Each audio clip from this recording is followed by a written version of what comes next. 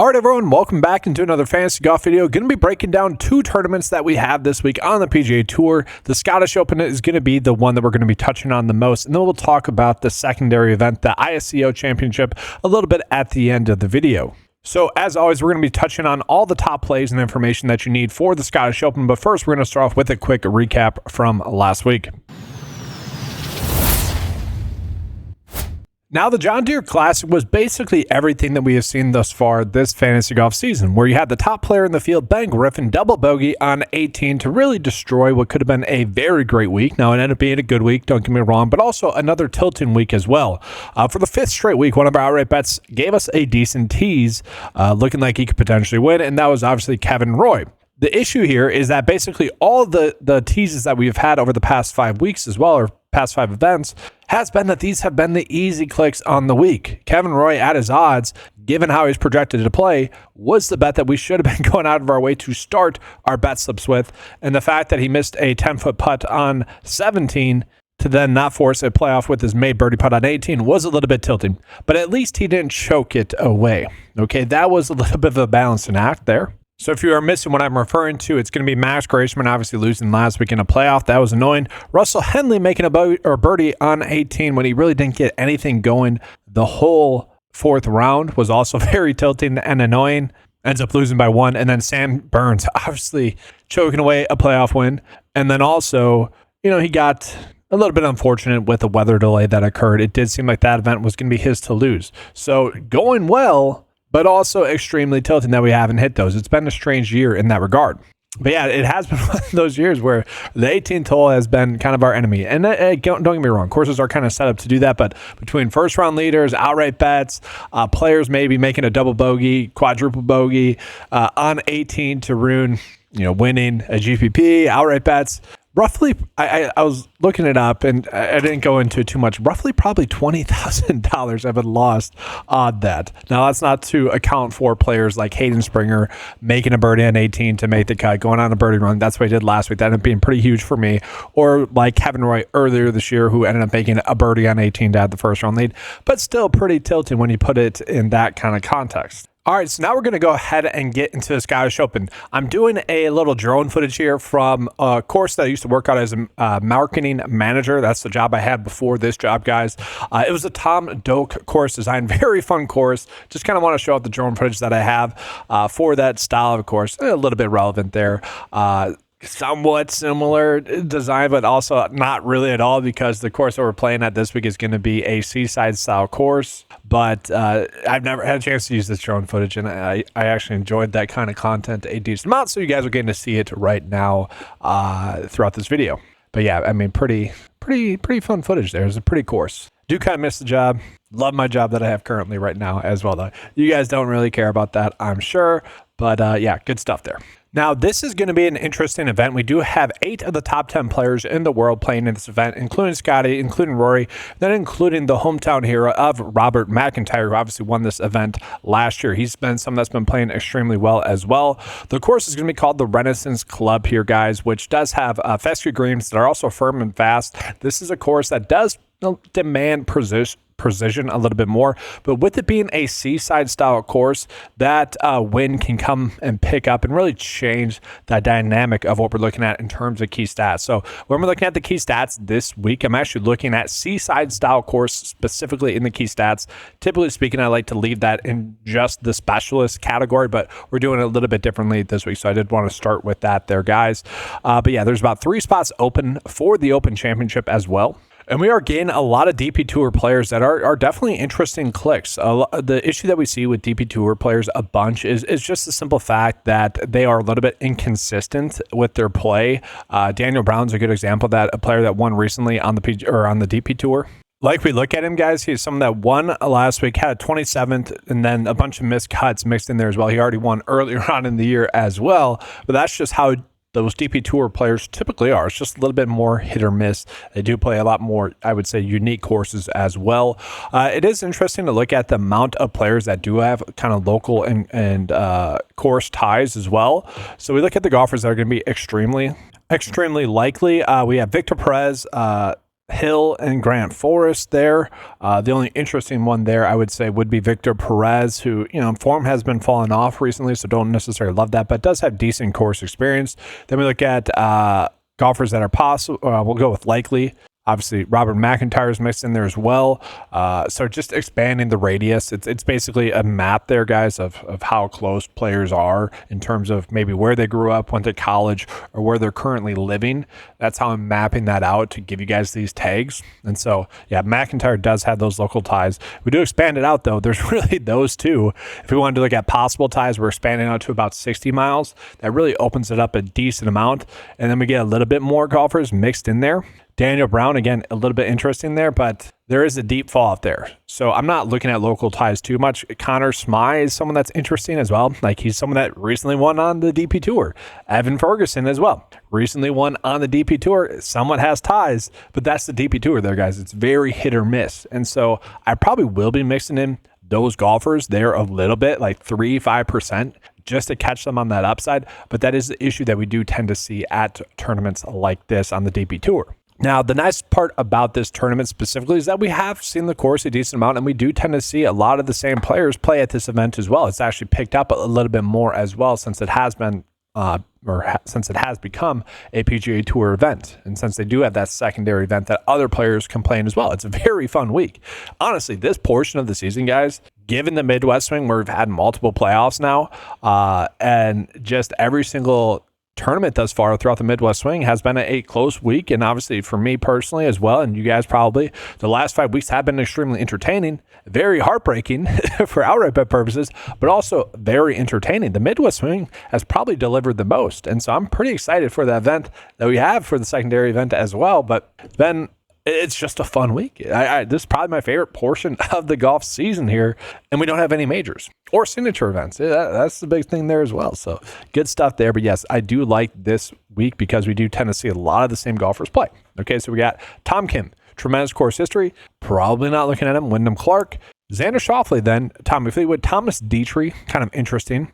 I always butcher his name. Not gonna try to say his last name. Romain there, obviously more of a DP Tour player. Robert McIntyre, we got Paul, Lee Hodges, so a lot of interesting names. Sky Scheffler, third, miscut 12, so decently good stuff there as well. So before we get into the key stats, I just want to look at some of the specialist data here, guys. The top specialists, as you guys can see, are all listed here. Xander, Tommy Fleetwood, Rory, Scotty, Albert, McIntyre. So, not really too shocking there, really at all. And so then, yes, now we'll jump into the top stat fits, guys. And again, I am tossing in the Seaside style course scores because I think that's one of the more unique features of this course, actually. And it is a course that can play differently depending on the weather. That's the biggest theme here. So we are looking at bogey avoidance. That might not end up being the thing. You might actually want to look at birdie or better percentage instead if it does end up playing easier. As I'm recording this video, the weather does not seem to be a big issue. So that's kind of what's worth calling out to you guys.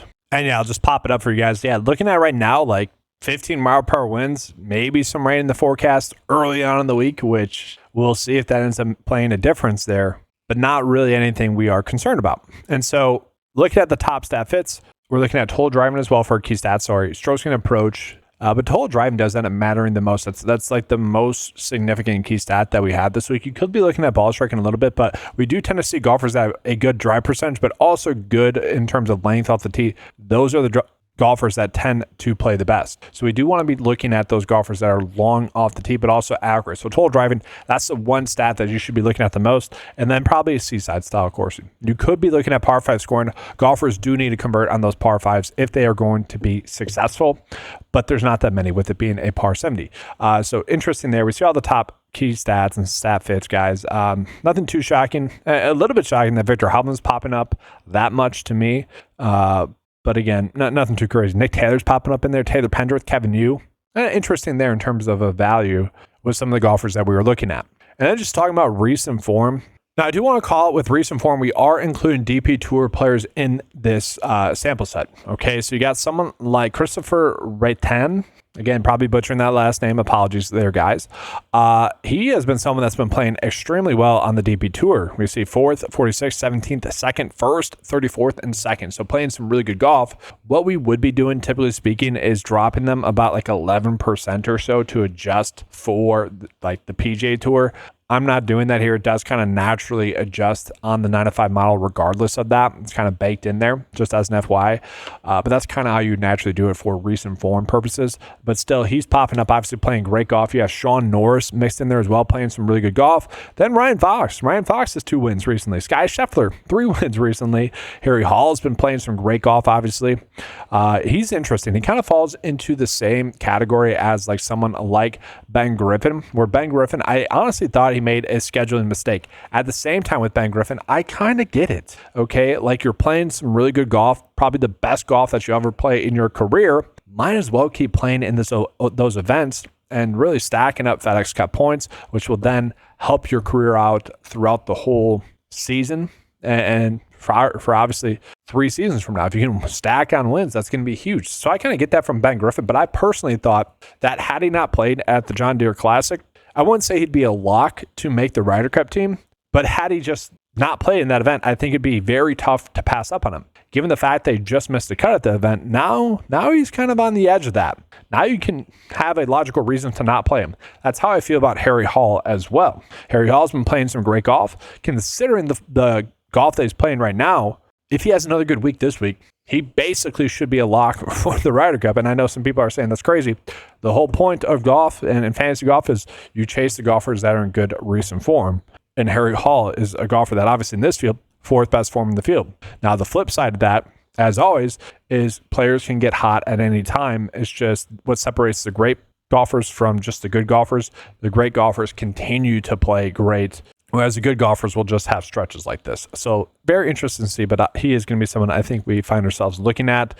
Xander Schauffele with that terrible week 2 weeks ago three weeks ago now at a signature event. Don't really care about that. So if we just write that off, a bunch of good weeks there as well. But we are getting a lot of DP Tour players mixed in there as well. Obviously, Sky Scheffler still going to be the class of the field. And so, yes, we go ahead and take a peek at Sky Scheffler. He is the class of the field. I do think if we can afford to pay up for him, we should be doing that. I really wish freaking the pricers at DraftKings would have priced Ben Griffin this high as well last week, because at his price last week, it was just someone that you just kind of had to play and it just didn't work out. Whereas Scotty being priced this high, we have to think about it. Okay, so that's a little bit annoying. Do we want to be on him at 13K? Potentially. We do see his odds 4-1, which is a little bit interesting, I will say. Like, look at all these data points, guys. This long list of data points that we have, they're all in the green, okay? Except for one, his start at this event 3 years ago, where he finished 81st. Other than that, the worst data point that we have coming in is 12th in terms of rank in the field. Insane, okay? We look at all the specialist data. Green speeds kind of struggles there. Okay, maybe rough length, maybe not the best in the field, 39th in the field. So maybe some slight concerns if you're trying to find some for why he might not end up finishing extremely well at this event to pay off this price tag. But at the same time, I do think he's someone that we should be going out of our way to target as well. Then from there, Rory does make sense. The issue with Rory has been, is he going to be ready to go? Is he mentally going to be prepared to play well? I do think that this is an event that he can get up for, but also, is this going to be an event that he's using as a tune-up week to get ready for another event that he's going to be able to mentally get ready for as well? That's for you guys to decide. I'm probably not going to get to him that much, but I still will be getting to him. Does have tremendous course history at this event, 4th and 1st. Obviously, really good stuff there from him. And speaking of the past winners, guys, a lot of big names like Robert McIntyre. This really started the great play that he was on. He was kind of an educated dart throw at this event last year where, good enough play for you guys to be on. But that really started his good form. Then you see Rory, Xander, 2 of the better players in the field. Again, though, look at the scoring difference. That's where the weather matters the most, right? If it's going to be more windy, bogey avoidance more key. Based off the weather that we have right now, I think we're going to expect scoring closer to Robert McIntyre's. So that being said, yes, Rory's in play. Xander is going to be in play as well. He's someone that really, his game does set up extremely well for this course and this event. First best specialist in the field, so obviously that's true. Still top 20 stat fit, which, again, given how bad he's played, relatively speaking for him, still pretty intriguing. Does have tremendous course history. He is someone that you would expect to play well at this event. It's just he's priced up. And what do we do with that, right? Tommy Fleetwood, probably the safest play, but still a little bit burned from his, miscut at the U.S. Open where he finished 77th. But besides that, he has been playing great golf. Okay, second at the Travelers Championship. We do have to worry about that because obviously he is someone that also kind of choked away a tournament there. Where is he going to be at mentally? That's kind of the biggest question this week with a lot of players. Rory, Tommy, I'll get into some more as the video progresses. He's at a good price. I wouldn't mind getting to him there as well. But for me, I think I'm just going to be jumping down into kind of the lower high tier range, guys, where we're looking at probably more of Robert McIntyre, who the defending champ at this event has been a guy that's been playing some great golf, 9 straight make cuts on the PGA Tour. He's someone that does really rank out well stat fit wise as well. 5th best staff in the field. Okay, ranks out 21st in bogey avoidance. Want that to be better. Total driving as well, 44th in the field, but 7th in the field in that seaside scoring. And then strokes can approach, top 25 as well. So not terrible there.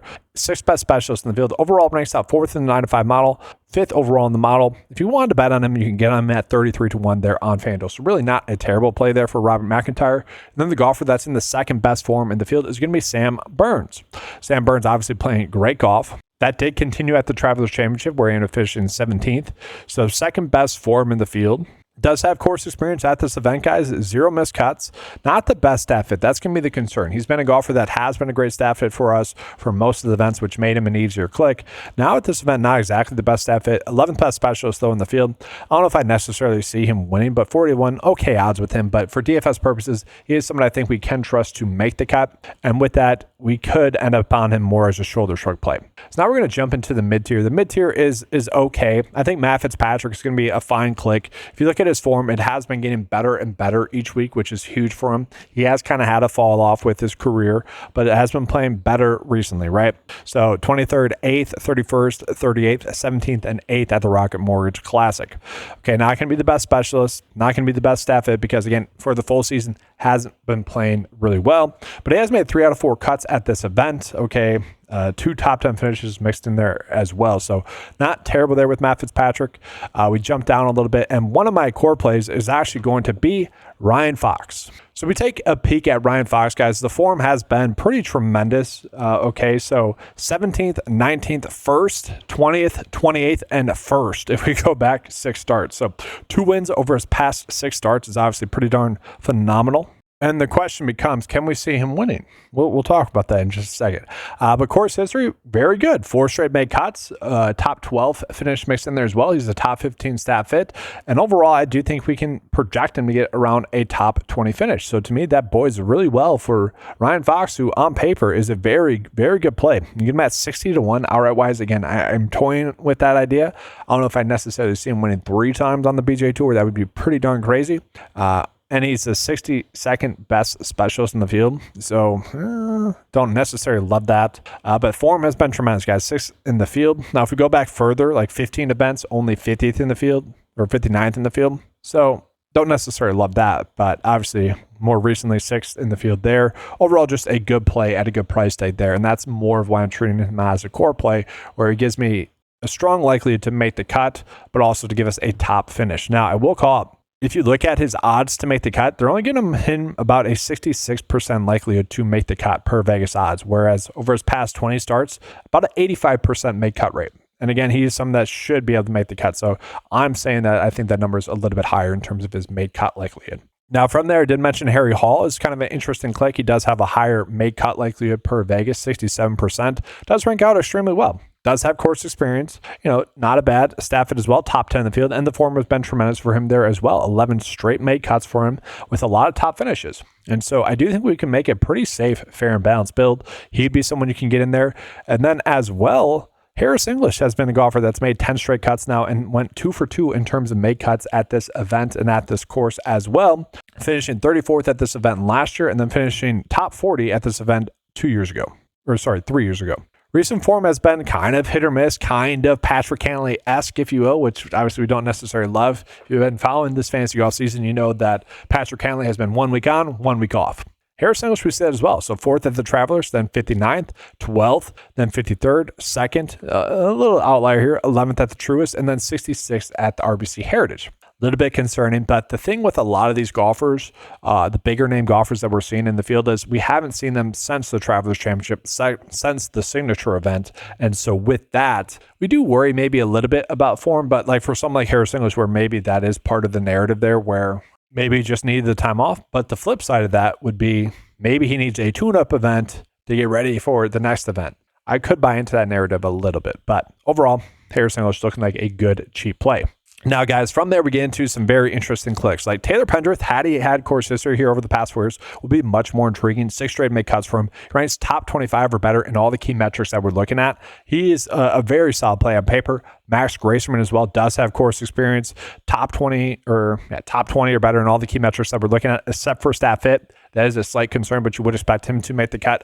Thomas Dietrich is definitely interesting at his price tag as well. Where if we look at Thomas Dietrich, guys, he obviously has a tremendous course history. Overall, ranking out 8th in the field with a 10th and 2nd place finish mixed in there, but then 26th and 42nd. So very good stuff there for him.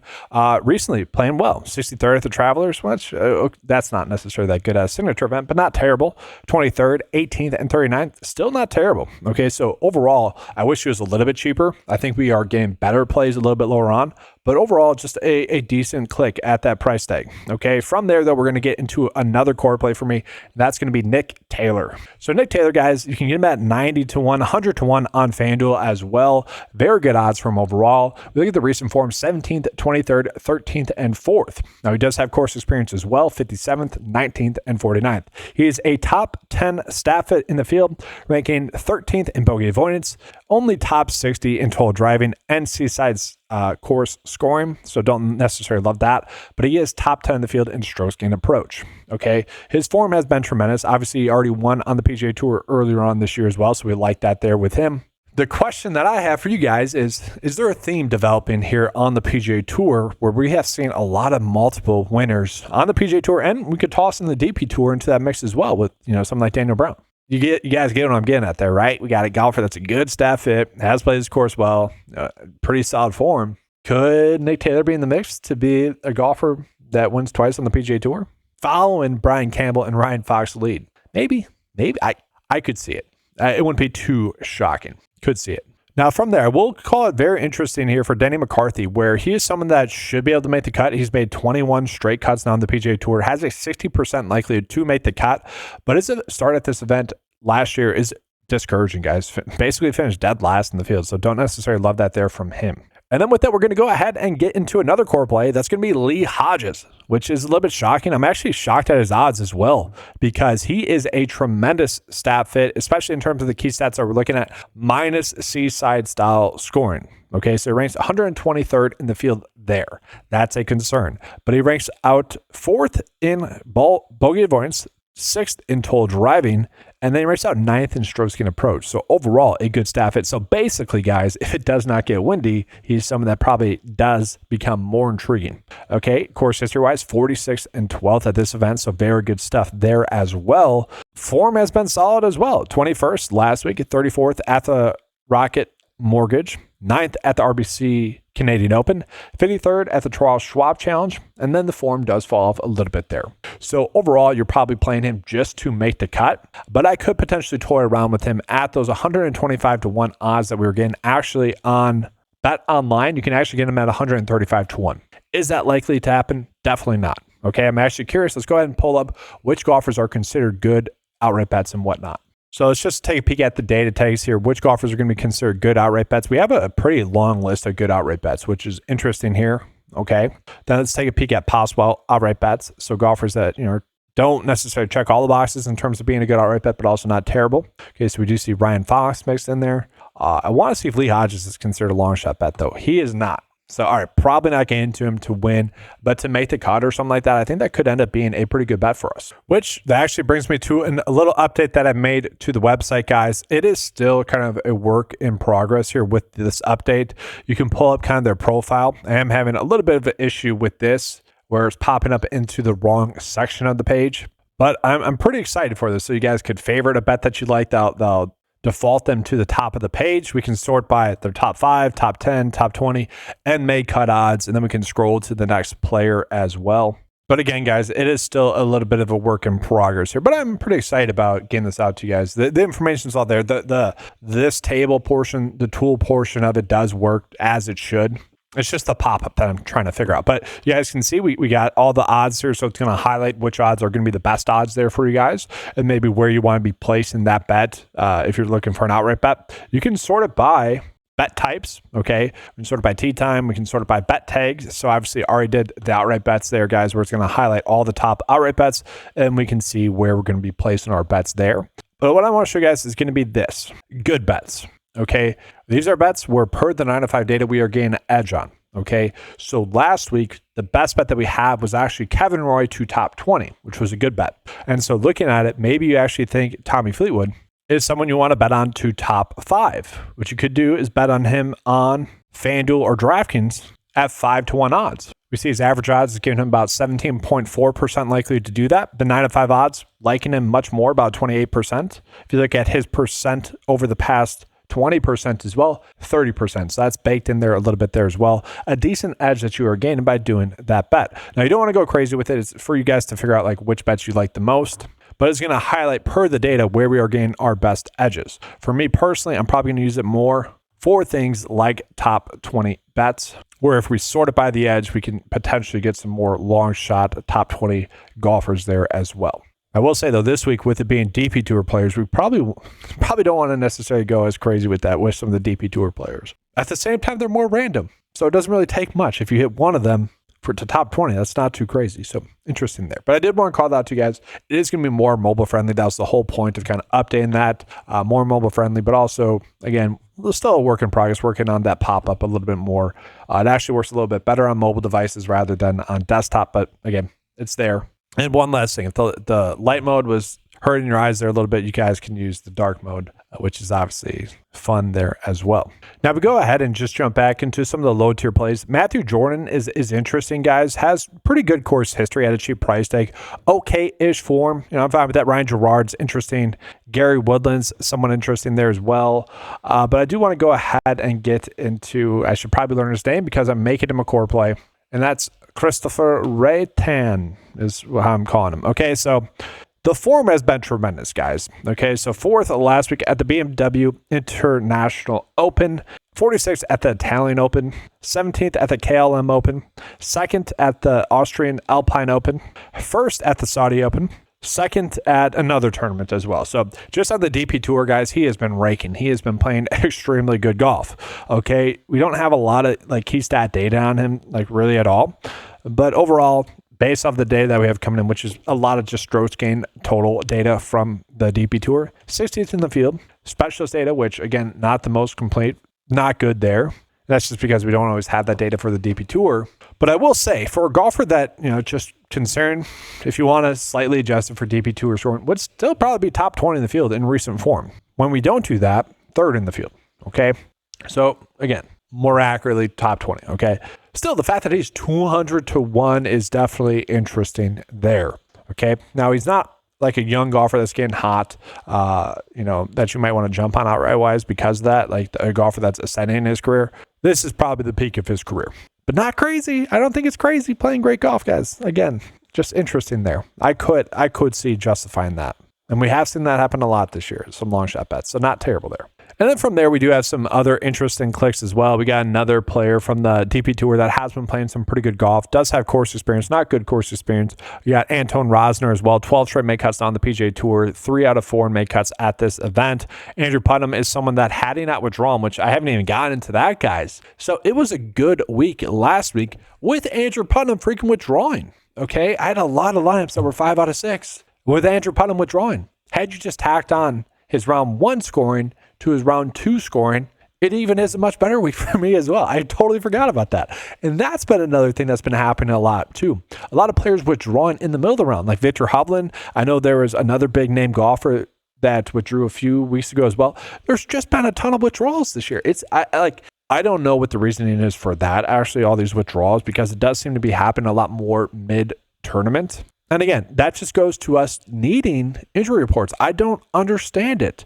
I get that with Andrew Putnam. Maybe it's something that happened during his round in round 1, but that's not a hard thing to put into some sort of contract. if you hurt yourself during the round, when you're signing your scorecard at the end of your round, have a little checkbox that says healthy or not. That's the very least. Probable, questionable, or doubtful, or potentially could withdraw, something like that. I get sicknesses occur and whatnot, but that's not a hard thing to ask, okay? Players finalize when they're going to play in a tournament the Friday before. Have that be part of that, whether or not you might be potentially injured. It's not that hard. It's not a big ask as well. Heck, it doesn't even have to be something that needs to be official. That could be a courtesy that PGA Tour players do as well. But just have that as a part of it. Again, finishing up their rounds, just have that on the freaking scorecard if you have to do it. It's not that hard. It's a simple ask. It really is. And then if they do that, an extension of that would be the person looking at the scorecard, the official scorecard goes, oh, where are you injured? They then record that. The player says it, and the player then, who's ever at the booth, records that and puts it into a system for us. This is a little bit of tangent, but you look at Live Golf, they've had a ton of mistakes. Just insane amount of mistakes. It's just the rollout of Live Golf, absolutely terrible, absolutely horrible. I have always wanted to do a video on that. I probably won't. That's a simple thing that they could do. I don't even know what they do, guys. I don't follow it enough because it's just a failed product at this point to me. The way that they don't jump into team events, like the actual team part of golf, which is the only appealing thing, along with Bryson, which is the only appealing thing to their product, is super annoying.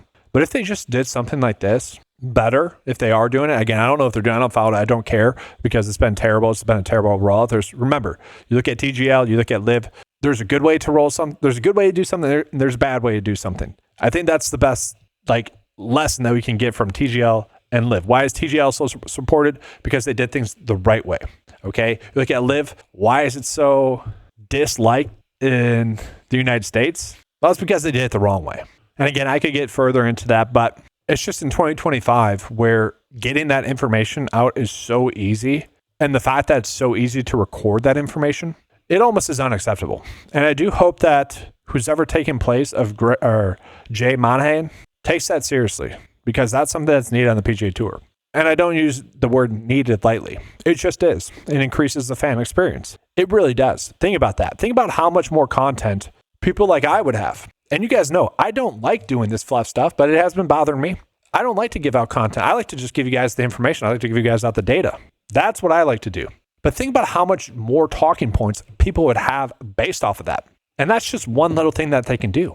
There's nothing wrong with getting us talking about the players on the PGA Tour. If they're injured or if they're not, guess what? If a player has a good week, well, they're saying that they're questionable, Decky, that's a thing that people talk about. That becomes a storyline itself. That is what the PGA Tour is all about, is storylines. Okay, again, get into why Liv sucks. Look at Brian Campbell. That is something Liv cannot do. That is something that is just not possible for Liv. The Brian Campbell story is freaking phenomenal for the PGA Tour, and it's extremely intriguing. The fact that he won once, already a cool story, right? Especially the way they got a little bit lucky. The fact that he did it twice now is what makes the PGA Tour fantastic. Okay, it's the storylines. It's the buildup. Add on to the buildup a little bit more. Do that. It's a simple ask. And again, I apologize for the fluff there, but it was very tilting there, being reminded about Andrew Putnam's withdrawal was it during the round? Was it after the round? And now we just have no clue whether or not he's going to be good to go, right? We don't. Another example, that was like Kevin Yu last week. He would have been a core play for me last week had we known that he was healthy, fully good to go. But we didn't, and that was information I was searching for. I almost drove to the freaking event just to get that information myself. Unfortunately, I was unable to do that. Enough with the fluff. You guys get the point. Could be a good play, but he's a little bit too risky then. Jonathan Vegas, interesting click, guys, as a value play. Obviously, if we're trying to fit Scotty, we need to fit some of these plays in there, right? We do. But I'm probably going to be looking at more of the DP Tour players then at that point. Okay, maybe some golfers that have a 50% likelihood to get there as well, but that's the issue. We're not really going to get many of those DP Tour golfers that have a 50% likelihood the lower we go down. Wiesberger, 54 here. That's interesting, isn't it? That's fascinating, actually, to me. I don't understand that. One other player that I just want to take a peek at as well, 6,300 here. Very interesting price tag where, again, I'm not going to butcher the last name here, but we look at the form, guys. Terrible at the BMW Championship, but then a 6th, 7th, and 1st. I mean, that is just the DP Tour to a T, right? Just a lot of hit or miss form. You look at Paul, where his form is terrible, but again, good course history here. I think it's worth looking at some of these golfers to kind of mix in there.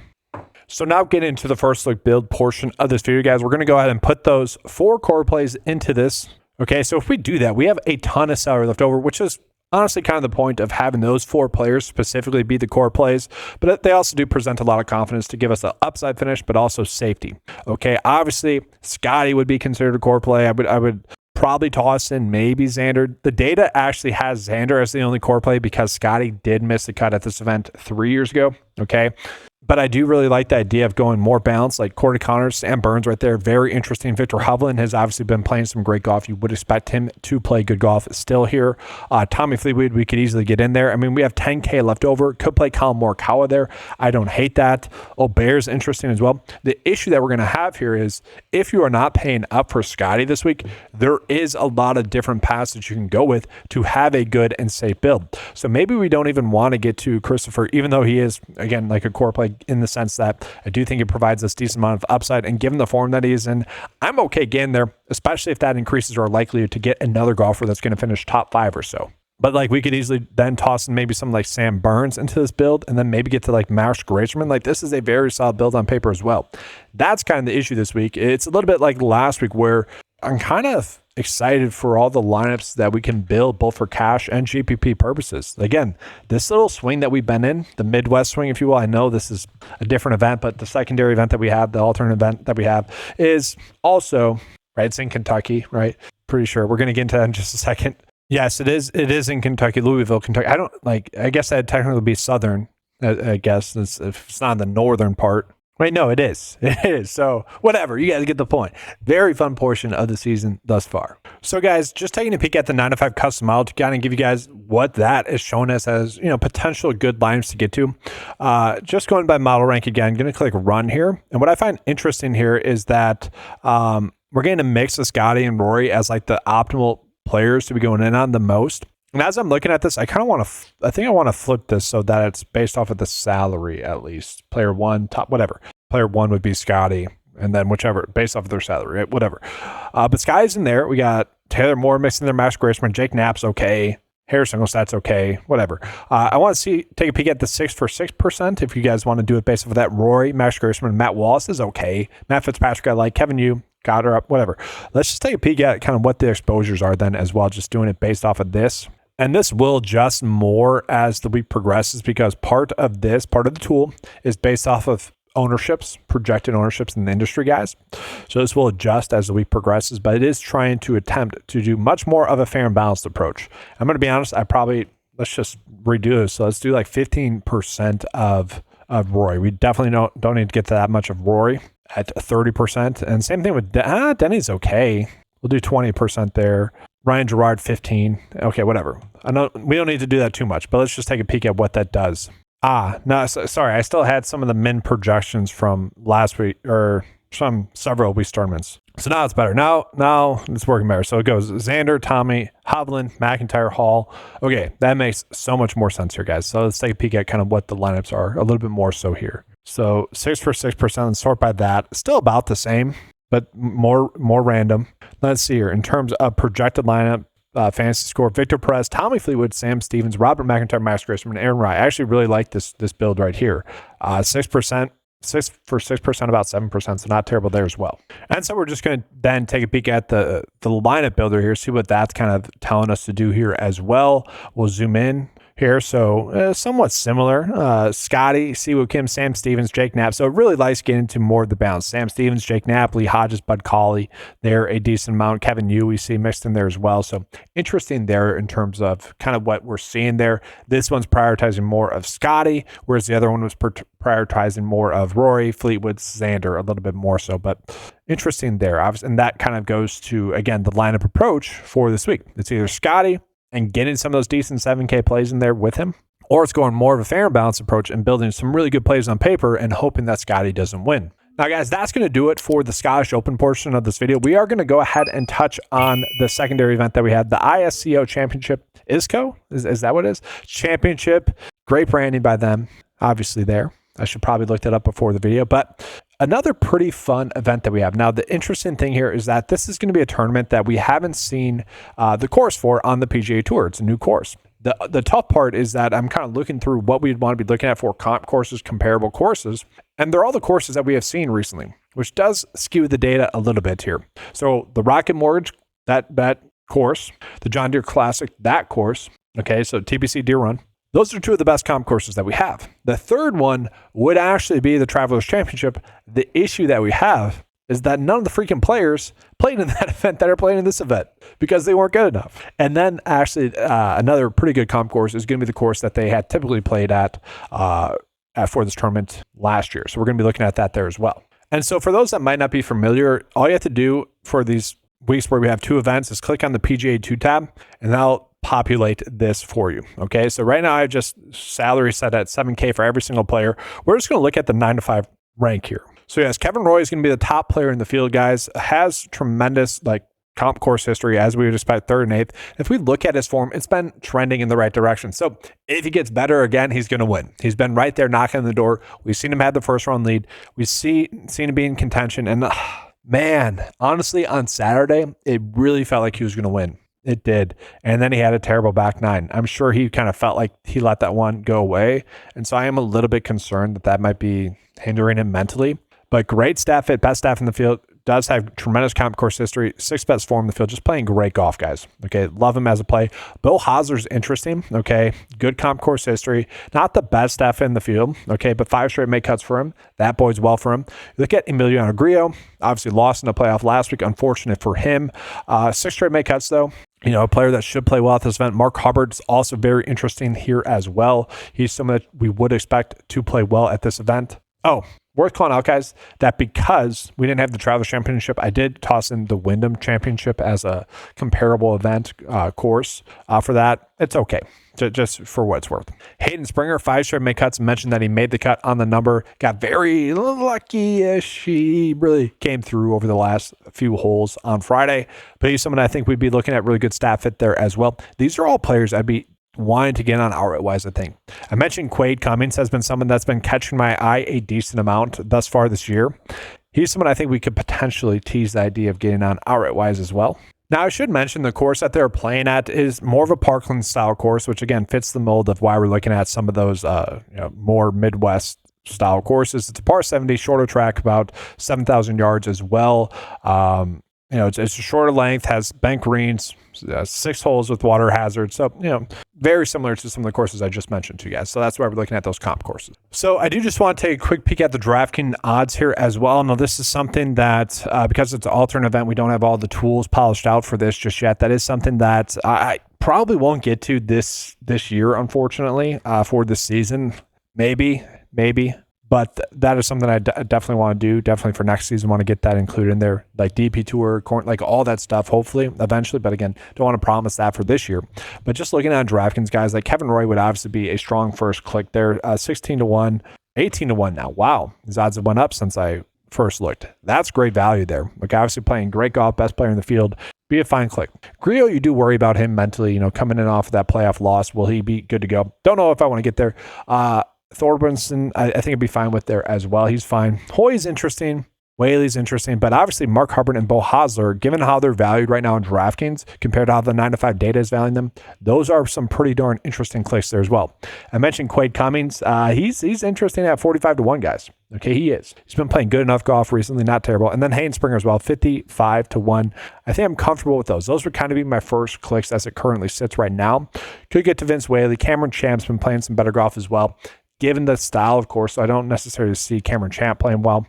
This might be a week, though, where I might just dial it into Kevin Roy and Thorbenson. And then I would love to find some longer shot bets that I could get in on that I feel really good about. I just don't really necessarily think we have that. And so now that's going to do it for this video, guys, covering both tournaments for you guys. Did want to talk about that second event a little bit there because it's going to be a fun event. If we do get some PGA DFS salaries, typically that happens on about Tuesday evening for those type of events. I will include that in there, and I'll get that updated in the cheat sheet and also for the optimizer as well.